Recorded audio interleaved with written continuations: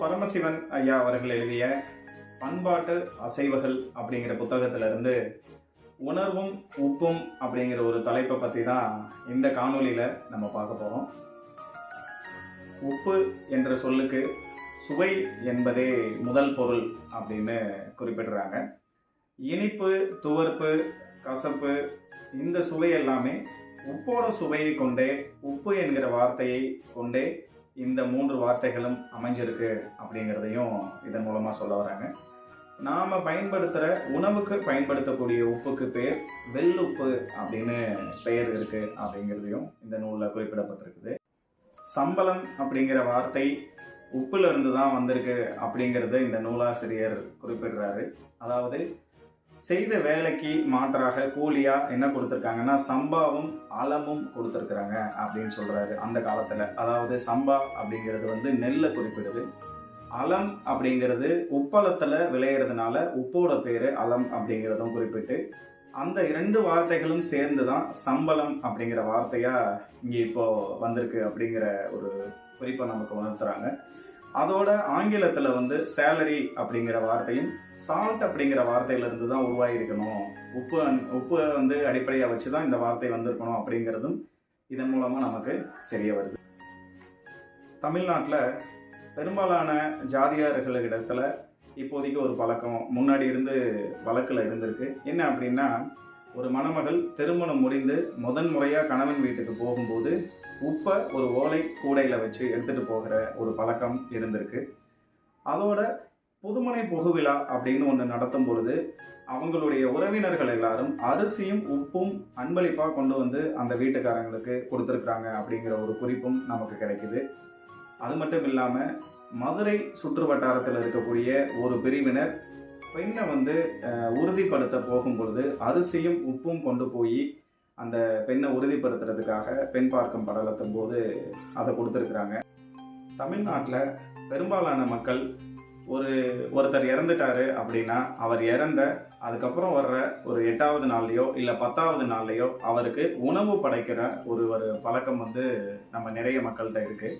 அந்த உணவு படைக்கும் பொழுது உப்பு இல்லாமல் அந்த உணவை சமைச்சு அன்னைக்கு அவங்க படையலிடுறாங்க.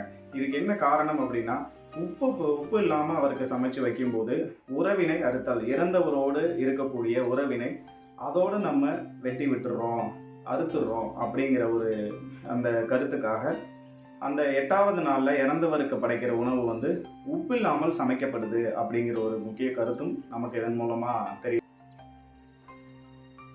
தமிழகத்தில் உப்போட மதிப்பை நம்ம தெரிஞ்சுக்கிறதுக்கு சோழர் காலத்தில் ஒரு பெண் உப்பு விற்கிற ஒரு காட்சியில் சொல்கிற அந்த வாக்கியம் நமக்கு ரொம்ப மதிப்பு மிக்கதாக தோணுது. நெல்லின் நேரே வெண்கல் உப்பு அப்படிங்கிற ஒரு வார்த்தையின் மூலமாக இதை நம்ம தெரிஞ்சுட்டு வரோம். அதாவது நெல்லுடைய விலையும் இந்த உப்போட விலையும் ஒரே அளவில் ஒரே மதிப்புடையதாக இருந்திருக்கு அப்படிங்கிறதும் இதன் மூலமாக நமக்கு தெரிய வருது. தமிழ்நாட்டோட சமூக படிநிலைகளை அடையாளம் காட்டும் ஒரு பொருளாகவும் இந்த உப்பு இருந்திருக்கு. ஆக்கிய சோத்தோட உப்பு போட்டு சாப்பிட்றது அப்படிங்கிறது நம்முடைய வழக்கம். ஒரு குறிப்பிட்ட ஜாதி ஒடுக்குமுறைகள் ரொம்ப உச்சத்தில் இருந்த ஒரு காலகட்டத்தில் என்ன நடந்திருக்கு அப்படின்னா, ஒரு அந்த தாழ்ந்த கீழ்ப்பட்ட ஜாதி அப்படின்னு குறிப்பிடக்கூடியவர்கள் எல்லாருமே சோறு உலையில் இருக்கும் பொழுதே சாப்பாட்டில் உப்பு போட்டு அவங்க சாப்பிடணும் அப்படிங்கிற ஒரு வழக்கம் இருந்திருக்கு. இலையில ஒரு ஓரத்தில் உப்பு வச்சு சாப்பிட்றது மேல்தட்டு மக்கள் அவங்க மட்டும்தான் அந்த பழக்கத்தை வச்சுருக்கணும் அப்படிங்கிற ஒரு குறிப்பும் முன்னொரு காலத்தில் நம்ம தமிழ்நாட்டில் இருந்திருக்குது. காந்தியடிகள் உப்பு சத்தியாகிரகம் அப்படின்னு ஒன்று ஆரம்பித்தது நம்ம எல்லாருக்கும், தொடங்கி நடத்தினது நம்ம எல்லாருக்கும் தெரியும்.